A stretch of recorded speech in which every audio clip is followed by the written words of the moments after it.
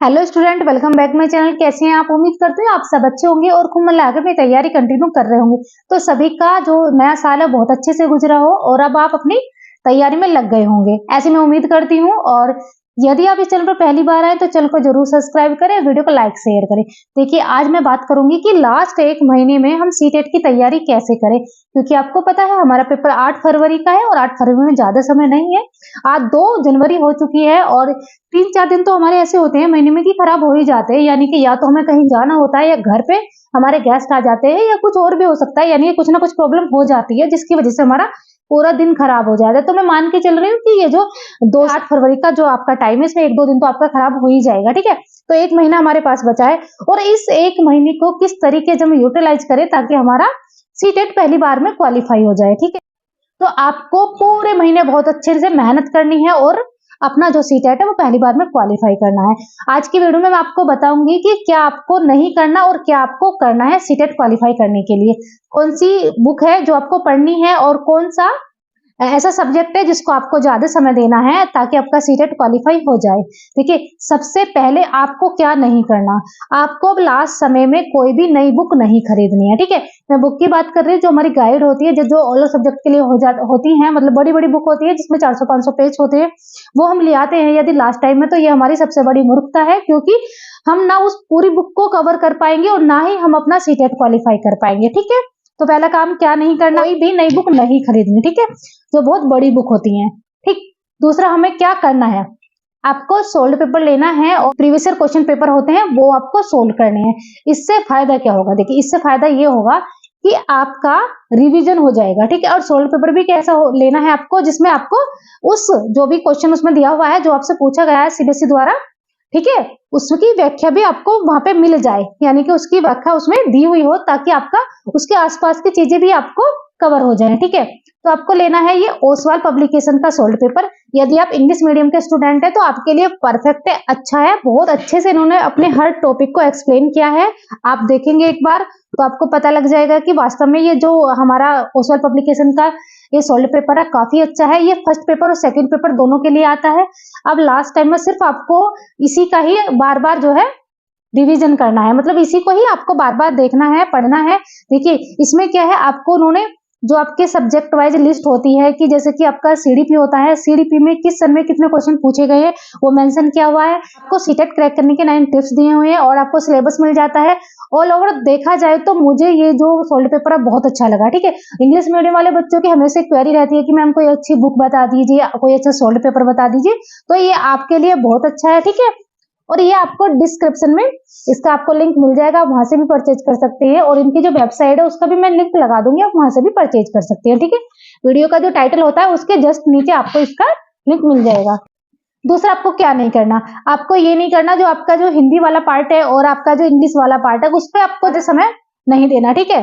क्या करना है, एक तो आप ना पर डे 2 जो पैराग्राफ होते हैं वो सोल्व कर लीजिए। जैसे हिंदी का है, अगर यदि हिंदी आपके पास है और इंग्लिश आपके पास है, यानी हिंदी आपकी फर्स्ट लैंग्वेज है, इंग्लिश आपकी सेकंड लैंग्वेज है, तो इन दोनों के 2-2 पैराग्राफ आप डेली करेंगे पूरे महीने, ठीक है, डेली करेंगे। और जो आपकी हिंदी पेडागोजी है और इंग्लिश पेडागोजी है उसके सिर्फ प्रीवियस ईयर क्वेश्चन पेपर देखेंगे, ठीक है। कुछ भी नया नहीं पढ़ना, अगर आप प्रीवियस ईयर क्वेश्चन पढ़ लेते हैं और एक थोड़ी बहुत अपनी बेसिक अंडरस्टैंडिंग है उससे भी आप अपने क्वेश्चन सोल्व कर सकते हैं, ठीक है। तो ये तो जो सब्जेक्ट है इन पे अपना समय ज्यादा वेस्ट नहीं करना। और सबसे ज्यादा समय किस सब्जेक्ट को देना है, तो वो देना है आपको सीडीपी को, ठीक है। सीडीपी से हमारे सबसे ज्यादा क्वेश्चन आते हैं, 30 क्वेश्चन तो हमारे मेन सब्जेक्ट के हो जाते हैं, है ना, ठीक है, चाइल्ड डेवलपमेंट के। और 15-15 नंबर हमारे होते हैं जैसे हिंदी पेडागोजी, इंग्लिश पेडागोजी, ठीक है। और हमारा जो मैथ है, मैथ पेडागोजी, या फिर एसएसटी वगैरह जो होती है, मैथ साइंस होता है, वहां पे भी आपके 15-15 नंबर पेडागोजी के होते हैं, ठीक है। ऑल ओवर देखा जाए तो 75 क्वेश्चन हमारे होते हैं सीडीपी प्लस पेडागोजी की। तो आपको जो आपका सीडीपी वाला पार्ट है उस पर ज्यादा फोकस करना है, ठीक है। उसके लिए भी देखिए आप क्या कर सकते हैं, हिंदी मीडियम वाले स्टूडेंट जो भी उनके पास सोल्ड पेपर है वो ठीक है, वो आप उनसे पढ़ सकते हैं। लेकिन इंग्लिश मीडियम वाले स्टूडेंट, क्योंकि इंग्लिश में बहुत ज्यादा बुक नहीं आती है, तो आप ये ओसवाल पब्लिकेशन का सोल्ड पेपर खरीद सकते हैं। ये फर्स्ट पेपर का भी है और इसमें सेकंड पेपर का भी है, ठीक है, दोनों आते हैं, अच्छा सोल्ड पेपर है, ठीक। यहाँ से आप जितने भी सीडीपी के प्रीवियस ईयर क्वेश्चन पेपर है वो सोल्व करेंगे, ठीक है। जैसे कि आप पियाजे का सिद्धांत पढ़ेंगे, जितने भी अब तक पेपर हुए हैं आपके, पियाजे, वाइगोस्की और थॉर्नडाइक और कोलबर्ग, यहाँ से 4 से 5 क्वेश्चन हर साल आते हैं, ठीक है। तो बार बार आप पढ़ेंगे। जब आप 2011 से अब तक के पियाजे के और कोलबर्ग, वाइगोत्स्की, इन सबके क्वेश्चन पढ़ेंगे तो आपका ऑलरेडी ये सारी चीजें पक्की हो जाएंगी, है ना, क्योंकि बार बार आप रिविजन करेंगे। जैसे आज आपने एक सोल्व पेपर करा, ठीक है, मान लिया आपका जो अभी पेपर हुआ था लास्ट वाला वो आपने करा, ठीक है, एक शाम को कर लो, एक सुबह कर लो, एक शाम को कर लो, यानी कि दो सोल्व पेपर आप तैयार कर रहे हैं, ठीक है, दो कर रहे हैं, तो उसमें से देखिए 4 से 5 क्वेश्चन फर्स्ट पेपर में मिलेंगे, 4 से 5 क्वेश्चन आपको सेकंड पेपर में मिलेंगे, तो ये आपके बिल्कुल पक्के हो जाएंगे। और यदि आप किसी बुक से तैयार करेंगे तो वो चीज आप सिर्फ एक बार ही पढ़ पाएंगे, ठीक है, पूरे महीने में आप गारंटी दे रही हूँ आप 1 से 2 बार ही पढ़ पाएंगे, ठीक है। लेकिन जब आप सोल्व पेपर करेंगे, बार बार सोल्व पेपर करेंगे, तो उस चीज का जब आप जो है रिवीजन कर चुके होंगे, आपको पता रहेगा कि थॉर्नडाइक के जो सिद्धांत है उसमें क्या है, पियाजे के सिद्धांत में क्या है, कोलबर्ग के सिद्धांत में आपको क्या पढ़ना है, कोलबर्ग के सिद्धांत में आपको कौन सी अवस्थाएं पढ़नी है, ये सारी चीजें आपको प्रीवियस क्वेश्चन पेपर देख के अंदाजा लग जाएगा और वहां से ही आपका जो कॉन्सेप्ट है वो क्लियर हो जाएगा। क्योंकि जैसे कि पियाजे का जो सिद्धांत है उससे आपसे क्वेश्चन पूछ रहा है, ठीक है, इस बार मान लिया उसके सिद्धांत पूछ लिया, ठीक है, अगली बार सिद्धांत के अंदर से उसका उसने जो अवस्थाएं बताई वहां से क्वेश्चन पूछ रहा है, ठीक है। तो ऐसे ही क्वेश्चन पूछे जाते हैं। दूसरी बात, जब भी आप पेडागोजी के क्वेश्चन सोल्व कर रहे होंगे तो आपको बच्चे को सर्वोपरि रखना है, बच्चे को सबसे ऊपर रखना है, बच्चे के बारे में नेगेटिव आपको नहीं सोचना, आपको सेकंड नंबर पे होना है, ठीक है।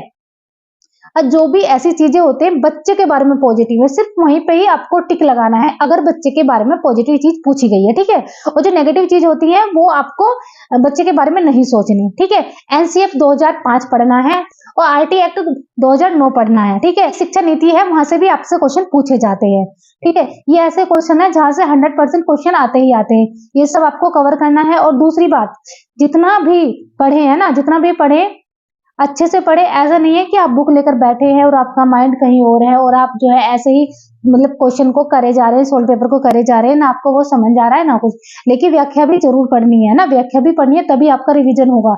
ऐसा नहीं है कि आप जैसे ऐसे खोलोगे, ठीक है, आप पढ़ रहे हो, ठीक, ऐसा नहीं होना चाहिए। आपको उसकी व्याख्या भी पढ़नी है, आपको समझना है कि क्या पूछा था इसमें और क्या आंसर है, ठीक है। तो आपको बार बार रिविजन करना है। और जो एनसीईआरटी बुक होती है, एनसीईआरटी बुक होती है जैसे कि इंग्लिश में भी होती है, हिंदी में भी होती है, चाहे वो फर्स्ट पेपर हो आपका, चाहे सेकंड पेपर हो, दोनों के लिए ही बहुत इंपॉर्टेंट है।